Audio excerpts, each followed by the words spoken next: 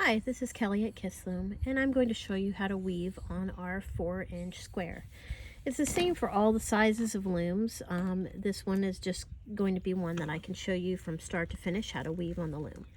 So the main thing to know is that you weave on the bias, which is on the diagonal. So the first thing you need to do is make a slip knot.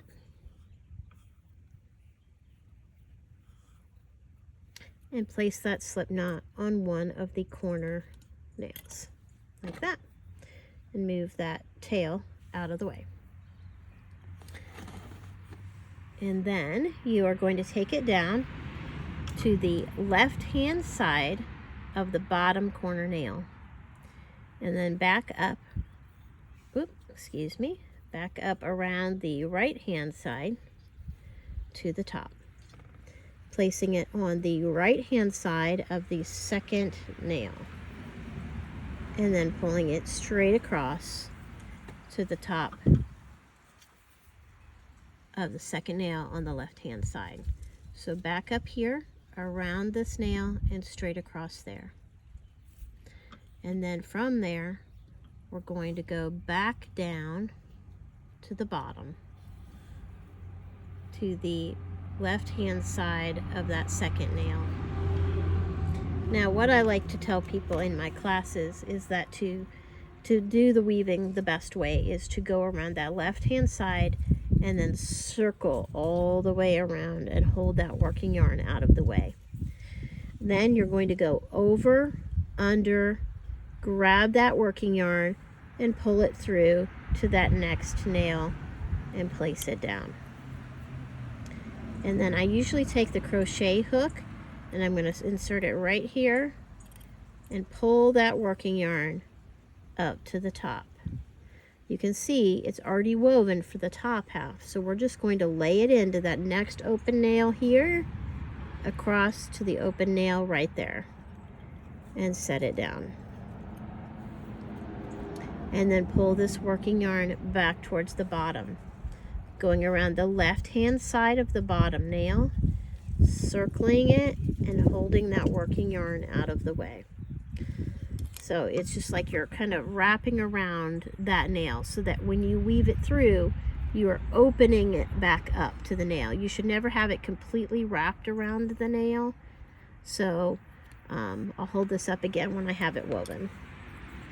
So always over, under, over, and then pull that working yarn. And you can see how it opens it up on that nail. So it's almost like you're making little L's here. You should never have anything on the inside edge of these nails. So place that working yarn on the next nail right there, and then grab the working yarn and pull it back up to the next empty nail at the top. And you can do this with your fingers as well. And then pull it straight across to the next empty nail there. And then back down to the bottom. So you only do the weaving when it gets to the bottom edge. All right, I'm going to go ahead and put this in a little bit of a close-up mode so you can see here what I am doing a little bit better. Okay, so go to the left-hand side of that nail, circle around, and I'm just holding it out of the way over here. And then over, under, all the way, pull that working yarn, lay it on the next empty nail, grab it either with the hook or with your fingers, pull it up to this top edge, place it on the next empty nail there, pull it across to the next empty nail there. You don't want to pull too hard because you don't want to stretch your working yarn. Again, come down to the bottom, left hand side of the nail, circle around it, grab my hook end, and over, under, all the way through, grab that working yarn, pull it across, lay it on the next empty nail, grab it, pull it up to the top, and then lay it in to that next nail there. And again down to the bottom. You'll start to get a little bit of an arc here That's okay. Leave that. You don't want to pull it. If you're pulling that out, then you're pulling your yarn too tight and you're stretching it and allowing for a weakness in the yarn. Again, always over first. Grab that working yarn, place it on the next available nail, pull it up to the top, lay it into the next nail, across to the next nail there, and then back down. Again, circling this bottom nail, holding it out of the way, always over. Grab that working yarn, pull it through to the next empty nail, and grab that working yarn and pull it to the top and across. Now at this point you can see I've got a little bit more of an arc here, which is great. So at this point I'm going to take my weaving comb and I'm just going to push these lines back in so that they form a straight line from nail to nail. And you want to do this every 3 or 4 rows just to compact it in there so that it doesn't get too far, because it's harder to pack it back down in where it's supposed to be if you wait too long. Okay, so again, I'm back down here to the bottom.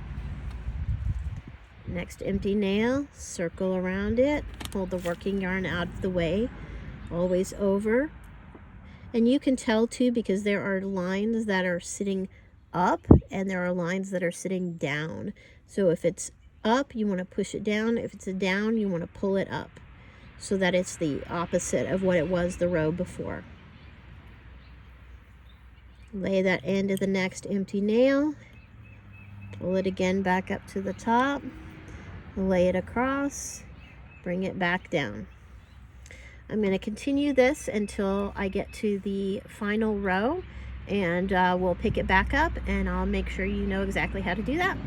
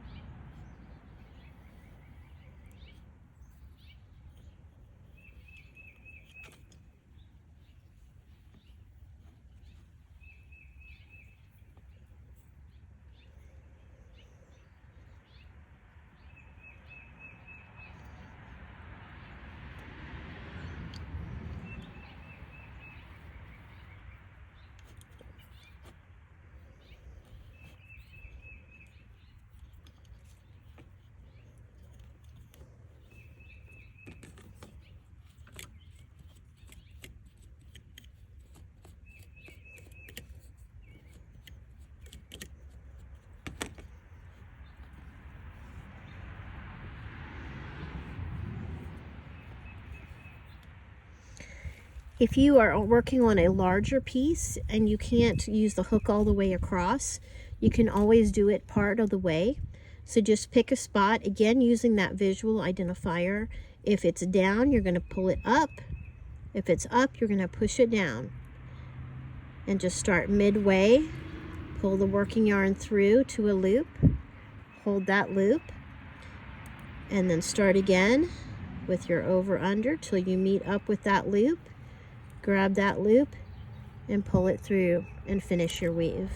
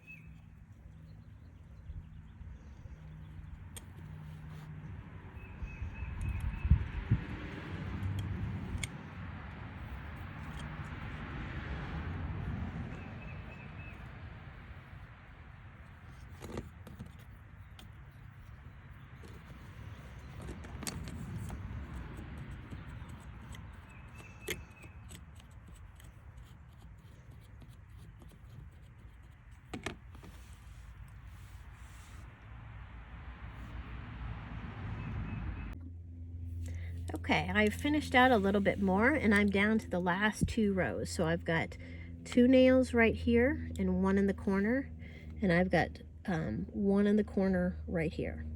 Okay, so that is correct when you get to that point, so don't think that you're off. Okay, so this is the starting row right here. So I'm going to circle around this corner nail, hold my working yarn out of the way. I'm just doing a few stitches here. Depending on the yarn that you're using, it can be really tight and when you get to these last couple of rows.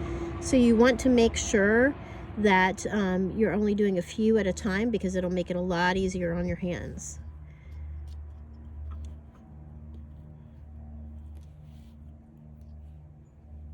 So just continue whatever amount you want to do at a time till you finish this row out.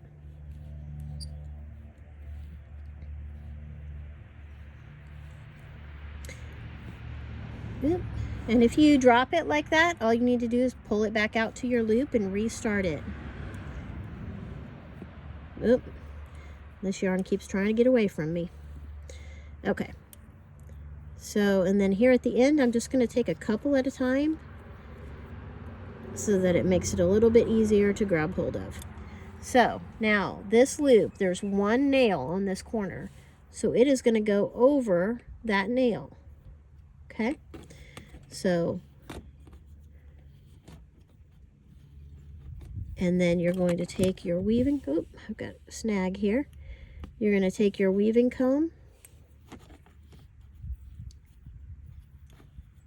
and comb this to either side.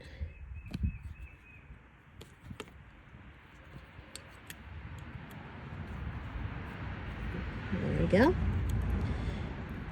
And then you're going to take the working yarn and you're going to measure it down across here. You want to leave a little bit of slack, and then you're going to cut it.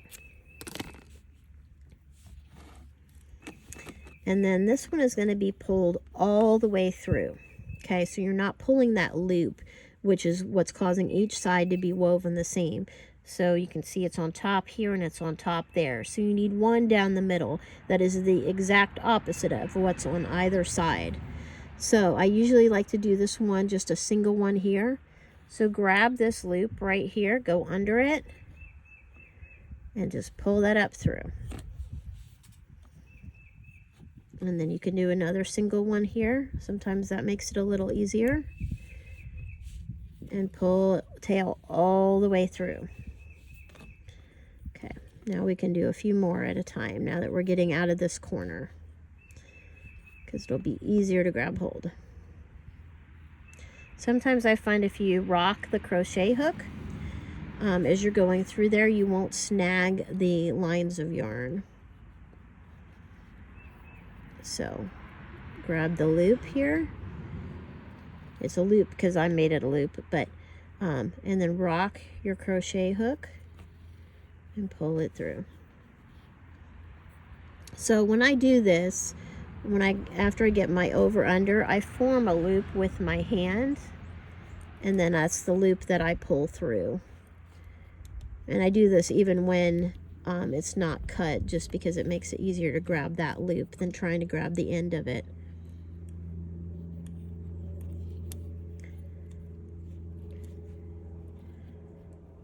Rock that hook so it's not snagging. Pull it all the way through. Grab just this one sitting on the bottom. Pull it through. And then there's one more in the corner. And sometimes this one's a little hard to grab, but just push that hook down through and grab that guy up off the bottom. And pull your hook through and all the way. So there you have your complete weave done. And kind of comb anything in to fill in any gaps, to straighten any lines, just so that it looks really nice before you pull it off. And then at this point, you are completely done. You don't have to do anything to the edges. It is just ready to come off now, and it'll be a complete square with 2 tails to tuck in. You can tuck the tails in while it's still on here. I prefer to take it off because everything's looser and it's just a lot easier to manage that way. So at this point, I usually take the hook, in a corner's a good spot, and grab that loop up and off the nail. And just work up one of the sides a little bit, just grabbing each loop and pulling it off. And you can see how much it's already shrinking down in. The tighter you weave it, the more it will shrink. So you really don't want to pull the yarn as you're working. You want to keep it loose. You want to have those nice arcs as you go, because that will keep you from stretching the yarn too much. Now once it's off enough, you can just grab it with your fingers and pull it off of these nails. And then this last one has the slip knot, so it'll be a little bit tighter, so you need to kind of work that off and then pull that slip knot out. And there you have your finished woven piece. And you can see on this, because of the self-striping yarn, it's kind of subtle with this, but you've got kind of the white gray over here with that pink through the middle with a little darker on each tip. So each half of it will be identical to the other half. Your color change yarn, depending on the length of the change, can make that vary just a little bit, but for the most part that will be true, that it will have a nice even pattern across it. And that is how you make a square on the Kiss Square Loom. If you have any questions, feel free to email us at any time at the address below. Thank you and have a great day.